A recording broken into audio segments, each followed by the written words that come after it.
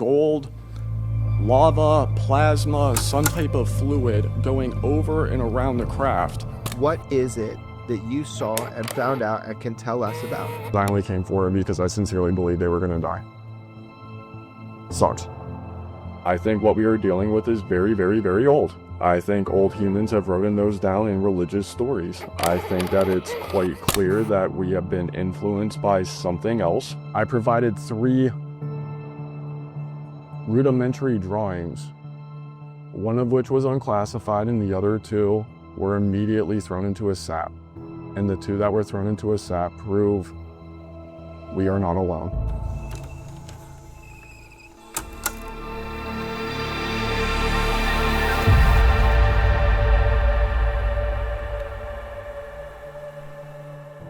In this episode of Weaponized, you will notice that we chose to censor certain details within Dylan's testimony, most unrelated to UAP.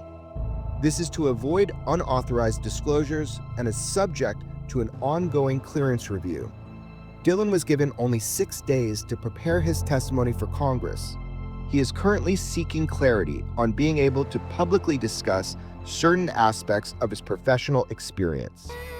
What is it that you saw and found out and can tell us about? Well, we can go into it. I don't know how much is going to come out. Okay. Let's hear it, and then we'll figure it out later.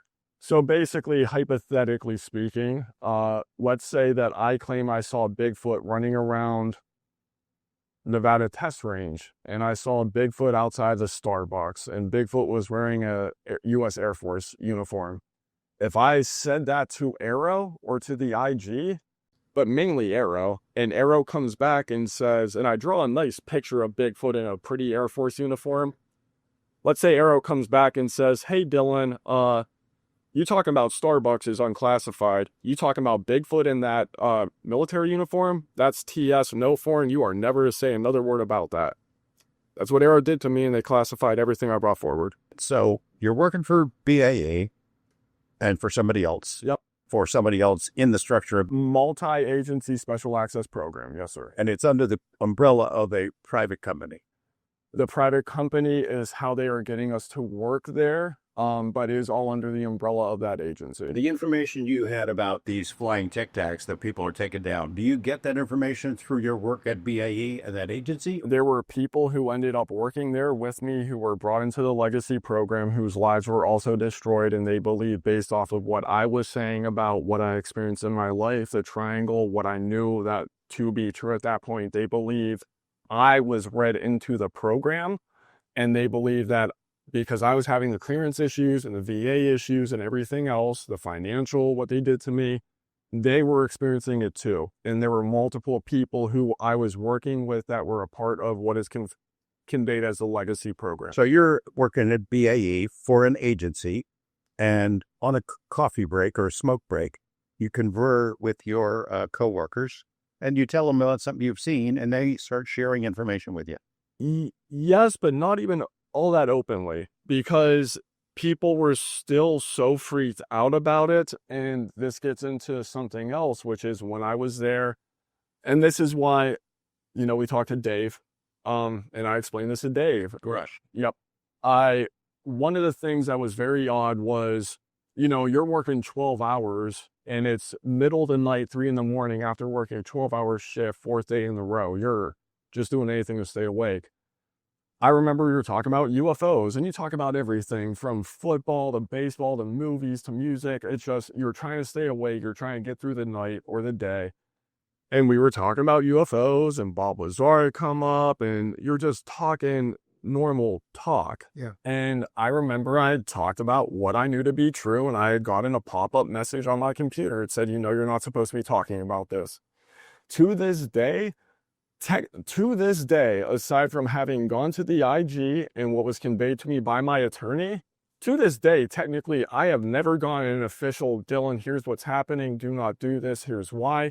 It has been these subliminal pot shots, but there were multiple people that I was working with that were well aware of the reality of this subject, and considering where I worked, the finances that went into there and how much money funneled through there and how many programs we touched, that there were a number of people that were well aware of the reality of this situation. The UFO subject had been a part of quote unquote legacy programs, had gone to TDYs, had done it. But most of the people that were aware most of them were younger. Most of them had had their careers destroyed, their lives destroyed. Most of them believed that me talking about what I was dealing with my clearance and all the problems I was dealing with the company and the agencies, they thought it was safe to talk to me about their own experiences in the legacy program. They assumed you knew more than you were saying. 100%. So it's almost like, it sounds like they put all the bad eggs in one basket. It's like, you know, these guys knew too much and they're blabbing. We'll put them all over here with you. Pretty much. And was there surveillance of the employees? How did the information go to a higher up that would send you a message that says, shut the hell up? I mean, you're on an ops floor and, you know, you have people from every agency you can think of in there, and you're on computer systems that are closed access, and there's government employees and contract employees from multiple different contract companies. And knowing what I know now, in hindsight, knowing the way that these legacy programs work, if you're not embedded in the company, you're coming as a government representative, it's TDYs, and knowing the government has TDY requirements depending on what agency you work for. Some of these people probably found their way over to TDY, and they had heard me talking about things that they thought they were far more important than they really are, and thought that I shouldn't be talking about it.